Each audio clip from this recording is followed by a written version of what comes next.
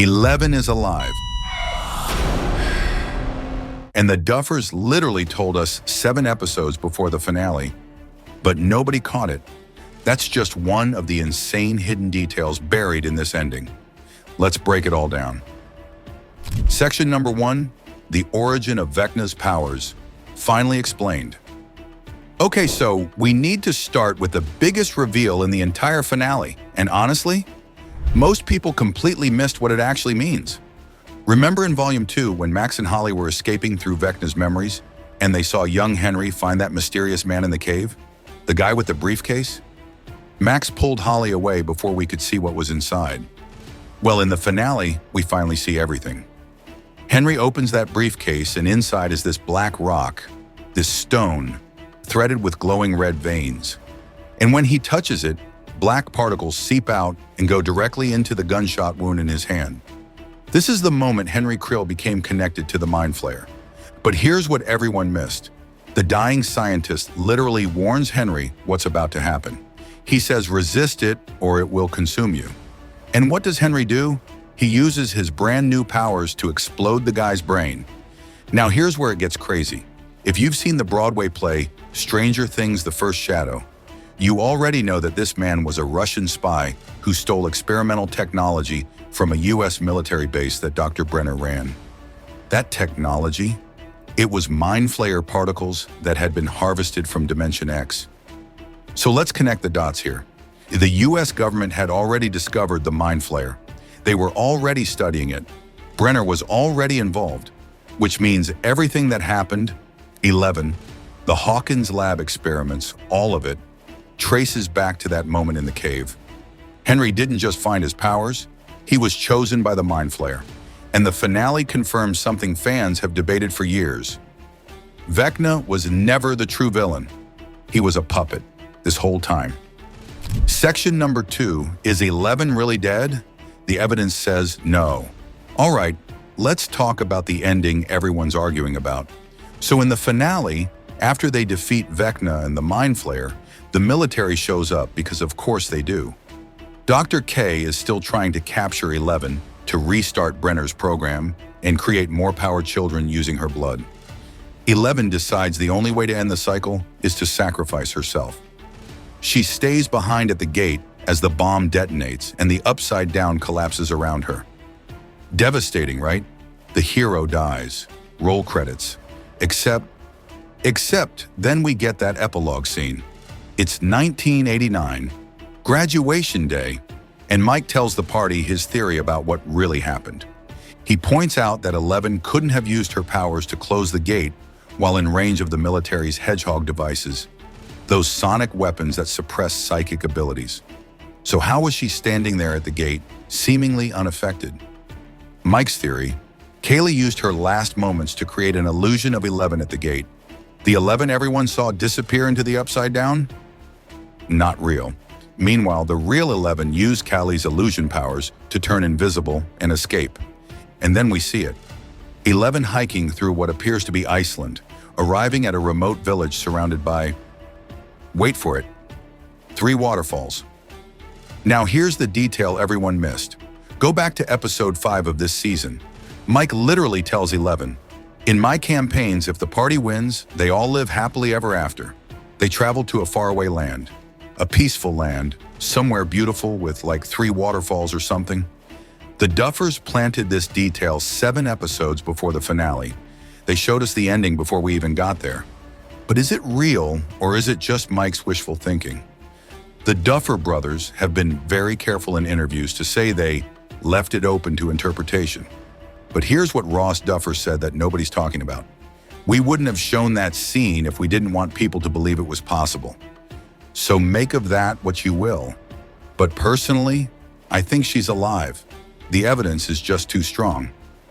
Section number 3, why Joyce got the kill and what it secretly means. Okay, so let's talk about one of the most satisfying moments in the entire finale, and a detail that has way more significance than people realize. Who kills Vecna? Not 11, not Hopper, not any of the kids. Joyce Byers, with an axe, while delivering the most iconic line in Stranger Things history, "You fucked with the wrong family." Now the Duffers revealed in interviews that they had deep discussions about who should deliver the killing blow. They considered 11, they considered Will, but they ultimately decided it had to be Joyce. Why? Because think about the entire arc of this show. Season 1, Joyce loses her son to the Upside Down. Season 2, the Mind Flayer possesses Will. Season 3, Joyce loses Bob to the Demodogs. Season 4, Joyce spends the whole season in Russia trying to save Hopper. This woman has suffered more than anyone because of the Upside Down. She's lost people. She's been traumatized. She's been called crazy for believing her son was alive. And now, she gets to end it. But here's the hidden layer. Remember who Vecna actually is? Henry Creel. And in the Broadway play, we learn that Joyce, Hopper, and the Wheelers all went to high school with Henry. They knew him. The finale never explicitly addresses this. But think about the weight of that moment. Joyce isn't just killing a monster. She's killing someone from her past. Someone who became the source of everything that destroyed her family. That axe swing, that's not just vengeance, that's closure. Section number 4, the biggest plot twist hidden in plain sight. Remember in season 4 when Vecna claimed he created the Mind Flayer? He literally showed 11 that memory of him shaping the particles into that spider form. Fans have debated this for years. Did Vecna create the Mind Flayer, or was he lying? The finale finally gives us the answer. He was lying, or at least, not telling the whole truth. When Henry touched that stone in the cave, the Mind Flayer already existed. It called to him. It said, "Find me." The Mind Flayer chose Henry as its vessel. Now here's where it gets really interesting. In the finale, Will uses his connection to the hive mind to try and reach the real Henry, the human still buried somewhere inside Vecna. And you know what Henry tells him?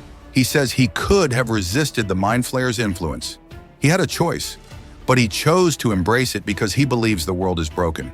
So Vecna wasn't just a victim, he was a willing participant, but he also wasn't the mastermind. The Mind Flayer has been pulling the strings this entire time. It just needed a human host to execute his plans. This completely recontextualizes the entire series. Every time we thought Vecna was the threat, he was just the hand. The Mind Flayer was the brain. And in the finale, we finally see it in its true form. Not the spider shape Vecna gave it, but something far more ancient and terrifying. That's what the Hawkins crew actually destroyed. Not just Vecna, the source. Section number 5. The D&D ending is more than nostalgia.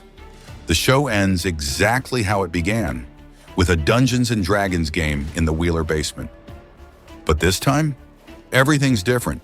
Mike, Dustin, Lucas, Max, and Will play one final campaign together.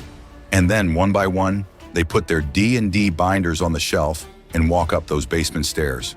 As they leave, Holly and her friends, including Derek, who they rescued from the abyss, run down the stairs to start their own campaign. This is the Duffers telling us something really important. The story continues. Maybe not on screen, but in this world, there will always be kids having adventures, facing darkness, and relying on their friends to get through it. But here's what most people missed about this scene. Throughout the finale, we learn what happened to everyone in the 18-month time jump. Jonathan got into NYU and is making anti-capitalist cannibal movies. So on brand. Nancy dropped out of Emerson to become a trainee reporter at the Herald. Steve is now a coach and health teacher at Hawkins. He's still there. Robin and Vicky broke up. Pain. Hopper and Joyce are finally engaged. Ted Wheeler survived his Demogorgon attack and is just vibing. But here's the gut punch detail. Robin says something during their reunion that's easy to miss. It's not the same, and it never will be. Because they know 11 is out there somewhere.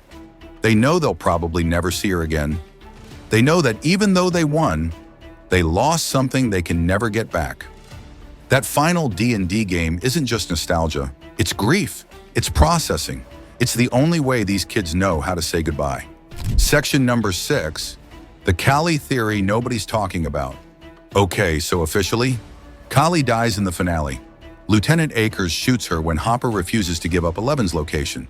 She bleeds out in Hawkins' lab. Case closed, right? Except Mike's whole theory about 11 surviving depends on Kaylee being alive long enough to create that illusion at the gate. He says Kaylee used her last moments to help 11 escape. But think about what that actually means. Kali was shot in the upside-down version of Hawkins' lab. The bomb was about to go off. If she created an illusion of 11 at the gate, that means she had to still be conscious and using her powers while she was supposedly dying. Is that possible? Sure. But here's the thing about Kaylee's powers. She can make people see things that aren't there. She can also make things invisible. What if Kaylee didn't just help 11 escape? What if Kali faked her own death? Think about it. Kali's whole philosophy in Season 2 was survival at any cost. She told 11 that people like them can never have normal lives. But that doesn't mean they have to die. If Kali could make 11 invisible to escape, couldn't she do the same for herself? The show never confirms this. We see her bleeding out, but we also never see her body after the bomb goes off. And given everything we know about her powers, I'm just saying, don't be surprised if the spin-offs bring her back. Section number 7, the Will Byers moment everyone cried about. Okay, we need to talk about Will's arc in this finale because it might be the most emotionally satisfying conclusion in the entire show. Since Season 1, Will has been defined by what was done to him.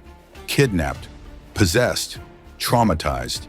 He spent 5 seasons being the victim. But in the finale, Will becomes the hero. When everyone is fighting the Mind Flayer in the Abyss, Will uses his connection to the hive mind, the same connection that caused him so much suffering, to reach into Vecna and weaken him. He literally uses his trauma as a weapon. And the way Noah Schnapp plays this moment, you can see Will taking control for the first time in his life. He's not being controlled anymore. He's doing the controlling. But here's the detail that destroyed me. After Vecna is killed, there's this moment where Will stands there and you can see him processing, like he's finally free. The thing that's haunted him since he was 12 years old is gone. And then later during that final D&D game, Will is the one who seems most at peace. He's finally just a kid playing a game with his friends. No supernatural burden, no hive mind connection, just Will.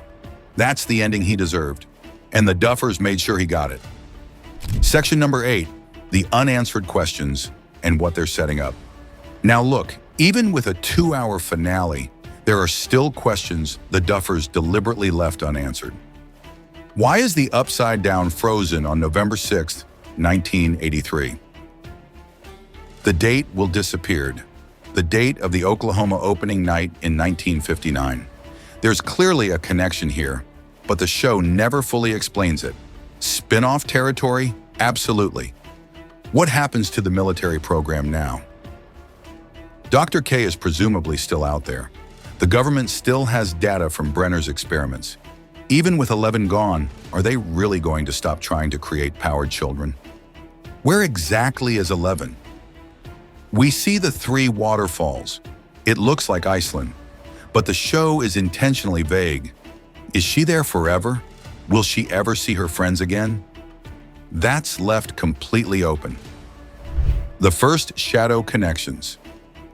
The finale confirms so much from the Broadway play, but there's still stuff from that story that was never addressed in the show. Joyce and Hopper's history with Henry, the full extent of what happened at Hawkins High in 1959. The Duffers have said they're working on a spin-off.